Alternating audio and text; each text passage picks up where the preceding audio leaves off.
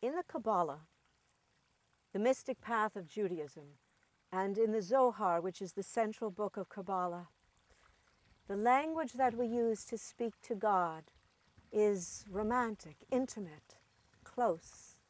Likewise, on Kabbalat Shabbat, when we sing to God, we sing songs of love, and we enter into a divine relationship.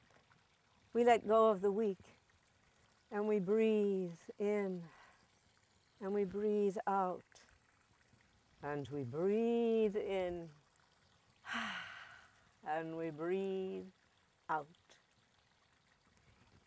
There was once a queen who was greatly loved, not because she was beautiful, but because she possessed the attributes of Hashem Yitbarach, the Holy One, whoever was, whoever is, whoever will be. She was gracious, merciful, and slow to anger. 10 kings came and fell in love with her. The brave, the bold, the clever, the compassionate, the happy, the witty, the peaceful, the passionate, the adventurous, the poet. Each one swore that he would not return to his own land until he had possessed the queen as his own, until he had made her his bride. The queen held a banquet and invited the 10 kings. They reclined on silken pillows. They dined on rare delicacies. And when the feast was over, the queen herself went round the table and with her own hands poured each of the kings a glass of wine. The 10 kings drank the wine, and they all fell into a deep sleep. And as they slept, each one dreamt that he was back in his own country, in his own palace, in his own bed, pining with love for the queen, his heart wrenched and broken with love for the queen.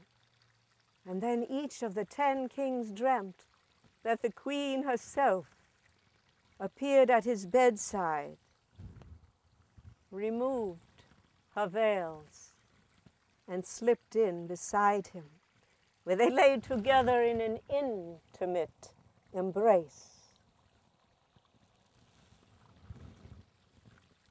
After some time, the 10 kings awoke, and they all sat together, each one still absorbed in his dream.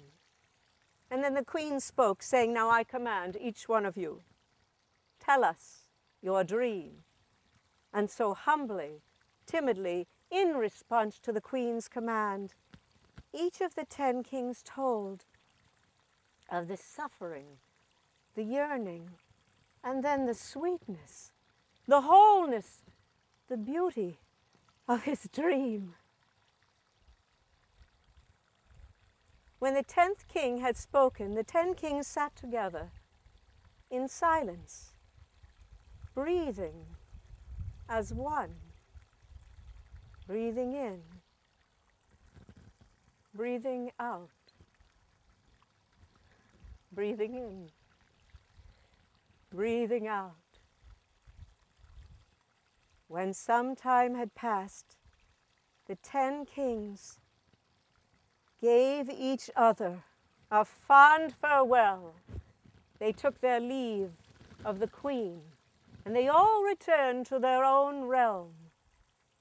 Now, what we can learn from the story of the 10 kings is that no one of us may possess the blessings of God for himself alone, but when we come together in a minyan, in a gathering of prayer or story or song or dance, and we surrender to great longing, then we may know the tender kisses, the sweetness and warmth of the divine embrace.